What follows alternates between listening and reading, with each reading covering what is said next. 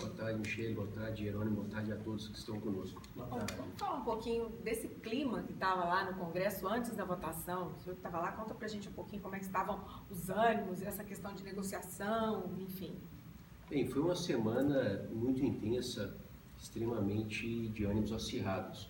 O governo federal, o governo do PT, a presidente Dilma, o ex-presidente Lula, buscaram de todos os meios conseguir a votação. E a demonstração de que não alcançaram sequer 140 votos é clara de que o governo chegou à falência. Ele não só faliu com os aspectos financeiros do parte do governo, mas ele também faliu com os aspectos políticos. E hoje a crise econômica, financeira e política demonstra que o governo não tem condições de legitimidade, de credibilidade e de negociar politicamente com o Congresso para que haja continuidade. Houve muitos acordos ali de última hora? Houve muitos acordos. Se nós repararmos o Diário Oficial da União, houveram muitas nomeações nas últimas 10, 15 dias. Ainda brincávamos no plenário que conseguiríamos uma liminar suspendendo essas nomeações, onde seria um desespero total, porque o governo negociou, usou da caneta, do poder da caneta da presidente Dilma para poder comprar, obviamente, desse modo, com cargos e funções, ministros que foram prometidos. Ainda no início dessa negociação, houve a expectativa de que se nomeasse esses ministros, mas quando a presidente Dilma discutiu com o ex-presidente Lula e preferiu postergar para após a votação, ela cometeu mais um erro nessas negociações, onde ela não conseguiu o apoio necessário. Deputado, por que o senhor acha que o impeachment passou? Obviamente, a manifestação das pessoas nas ruas, isso pesou muito para definir quem votaria ou não a favor do impeachment? Bem, Jerônimo, nós temos hoje uma crise econômica e social muito forte.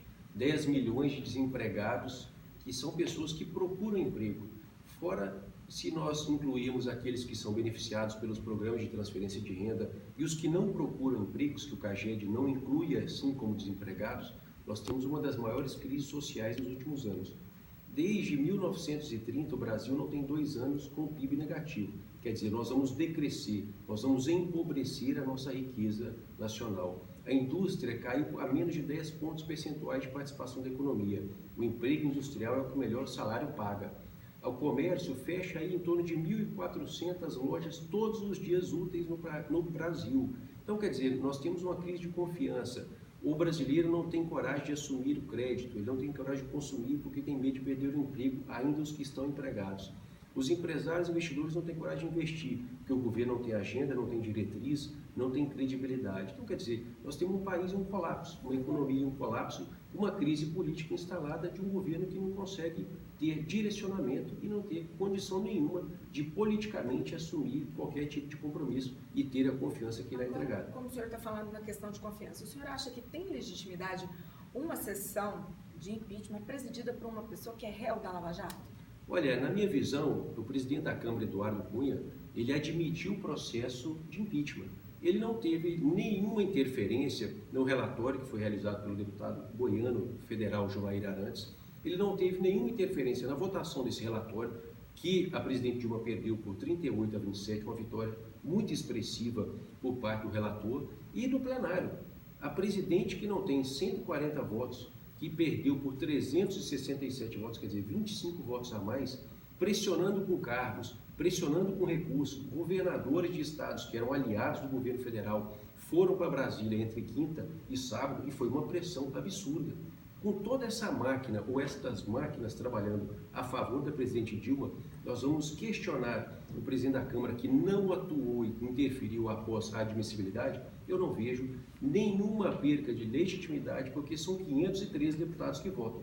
Não é o presidente da Câmara que interfere e que define essa votação. Então a votação foi legítima, o processo foi legítimo, porque é da Câmara dos Deputados que representa o povo brasileiro e não deste cidadão que é hoje o presidente, Eduardo Cunha. Como é que o senhor vê essa questão de muitas pessoas terem se manifestado nas redes sociais com a questão de que alguns deputados, na hora de expressar seus motivos, usaram mais a questão da cidade, da família e se esqueceram do caso concreto que é, na verdade, a questão do crime ou não de responsabilidade. Existiu um crime de responsabilidade? O que o senhor acha dessas manifestações nas redes sociais? Bem, eu fiquei na Câmara dos Deputados mais de 30 horas debatendo, onde eu discursei na tribuna por 4 vezes. Eu falei por 4 vezes sobre o crime de responsabilidade fiscal. E não só este crime a presidente Dilma, o governo dela, cometeu muitos outros crimes, mas ali estávamos como julgadores pelas pedaladas fiscais, pelo crime de responsabilidade fiscal. Quer dizer, ela utilizou o dinheiro indevidamente dos bancos oficiais para bancar programas de governo, programas esses que eram bandeiras da sua campanha em 2014. Então, quer dizer, o golpe não existiu, porque o impeachment é um processo constitucional previsto na Constituição e com lei específica. O processo foi legal, foi regido pelo Supremo Tribunal Federal, que é aquele que hoje defende a Constituição Nacional. Então, quer dizer, agora, os deputados seguirem a tribuna para votar, em um momento de larga discussão, eu passei 2 noites sem dormir, 2 noites discutindo e debatendo esse processo, presidi a sessão em alguns momentos, quer dizer, nós não tínhamos mais o que dizer sobre o crime de responsabilidade fiscal. O momento da votação foi o momento final.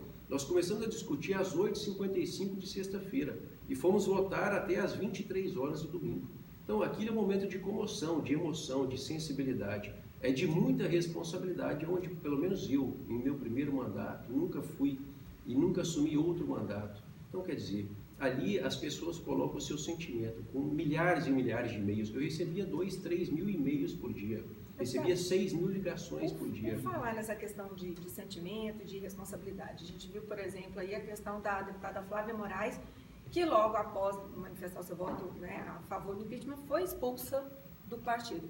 Qual a avaliação do senhor com relação a esse posicionamento? Assim, o senhor acredita que o partido, o peso e o direcionamento do partido deve ser maior do que a consciência do próprio parlamentar ou mesmo do respaldo dele aos seus eleitores, ao que os seus eleitores estão pedindo? Como é que o senhor vê isso? Olha, Michele, hoje o Brasil deve reestruturar politicamente.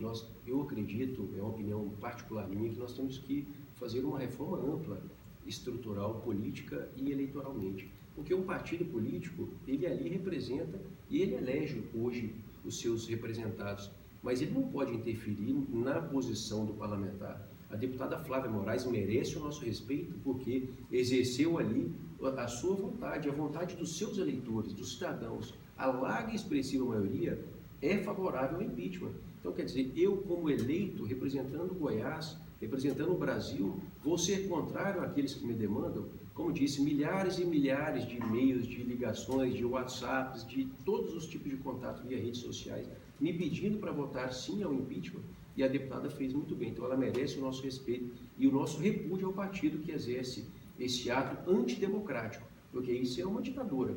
Um partido que quer exercer uma posição por se beneficiar das benesses, né, das negociações com o governo, realmente nós temos que repudiar e avaliar, né, o critério de votar daqui por diante nesses partidos que exercem essa função. Deputado, agora o processo do impeachment já está no Senado, foi entregue, né, pelo presidente da Câmara, Eduardo Cunha, ao presidente do Senado, Renan Calheiros. Para onde o senhor acha que isso caminha? Caminha mesmo na perda do mandato da presidente? Olha, eu creio que o processo de impeachment é irreversível. Ontem acompanhei o presidente da Câmara, Eduardo Cunha, até o Senado Federal, até o presidente do Senado, Renan Calheiros, para entregarmos definitivamente o processo de impeachment, todo ele lastreado nas posições do Supremo Tribunal Federal, votado e aprovado. E agora o presidente do Senado tende a acelerar o processo. Essa é uma demanda da população, é irreversível. O povo não aguenta mais a pressão política e econômica que recai sobre o social. A população paga essa conta. Nós precisamos reconstruir a economia do nosso país. Precisamos voltar a gerar emprego, gerar confiança para que investidores, empresários, comerciantes, industriais invistam. Quem gera riqueza no Brasil e no mundo não é governo. Nós vivemos um mundo capitalista, uma economia de mercado. Quem gera riqueza são os cidadãos, são os empreendedores, são os industriais, são investidores. Nós precisamos promover uma reconstrução econômica para que o país volte a crescer, gerar riqueza, distribuir renda e, principalmente, gerar empregos. Só para a gente encerrar, o ex-presidente Fernando Henrique, hoje em entrevista, teria orientado que o PSDB não tivesse cargos no eventual governo Michel Temer. Como é que o senhor avalia esse possível posicionamento com relação ao governo de Goiás nesse relacionamento com o governo federal? Olha, em nenhum momento eu e qualquer outro membro da nossa bancada goiana, onde a gente teve uma relação direta, e os que eu conheço e que tive influência em termos da votação, negociamos ou votamos porque receberíamos cargo ou negociaríamos posições no eventual governo do vice-presidente. O vice-presidente é consequência da lei, ele é consequência do processo de impeachment. Hoje é Michel Temer, mas poderia ser o Jovair, poderia ser qualquer outro. Ele é consequência desse processo. Então, quer dizer, respeitamos a lei e atuamos dentro da lei. Agora, se o governo de Michel Temer for o presidente da República, obviamente que ele vai ter que compor para formar o seu governo, e eu espero que ele tenha condições de compor por pessoas que tenham capacidade, seja técnica, seja política, mas capacidade de dar as respostas que o Brasil precisa. O Brasil precisa gerar riqueza e empregos. Nós podemos esperar um governo que traga um pouquinho de esperança, na opinião do senhor, porque a gente tem, infelizmente, um cenário péssimo que o senhor já desenhou muito bem aqui. A gente tem, infelizmente, enfim, tudo aponta para o pior, mas o senhor acha que com um possível impeachment, o governo do Michel Temer, isso pode ajudar de alguma maneira? Olha, Geraldo, eu não creio que tudo aponta para o pior, eu creio que hoje nós vivemos já o pior, mas podemos ainda piorar. Eu escutei há poucos dias que nós estamos no fundo do poço, mas nós podemos descobrir que tem ali um alçapão. Então, quer dizer, ainda pode piorar ainda mais, mas já está muito ruim. E a expectativa de um novo governo, nós temos que crer que haverá uma expectativa de ser melhor, porque ele terá, pelo menos por parte do Senado, 180 dias para demonstrar que é melhor. É o prazo que ele tem, a presidente, de ser afastada da presidência da República, o vice-presidente assume e ela ser definitivamente cassada. Então nós temos que acreditar. Se ele não for bom, com certeza o povo vai pedir e nós iremos fazer o impeachment do vice-presidente, e aí vamos buscar realmente o que for melhor para a população. Tá certo, deputado Alexandre Baldi. Muito obrigado por vir. Boa tarde, bom trabalho. Boa tarde, obrigado, Geraldo. Obrigado, Michele. Muito obrigado. Boa tarde a todos.